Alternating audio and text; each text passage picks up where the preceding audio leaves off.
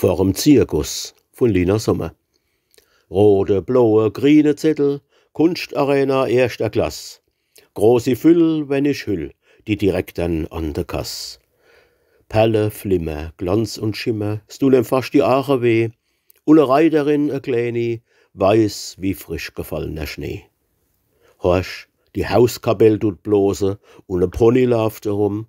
Und der August macht sein Bosse. Langsam kommt auch das Publikum. Guck, der Heiner mit der Sanche und die Lähnchen mit dem Franz und der Philipp mit der Bienche und die Gustel mit dem Hans.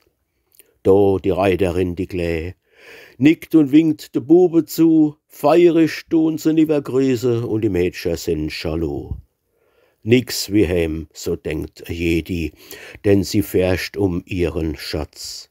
Wasser retten, Wasser babbeln, es ist alles für die Katz. Die Billette bringt der Heiner, doch sie wehren, nee. Rechter Schneegänse seid ihr, sagt er, amüsiert euch halt alle. Und wie sie dann heimwärts ziehen, seufzt die Gustel, lieber Gott, das ganz Pläsier ist uns verdorben, wegen der freche Grott.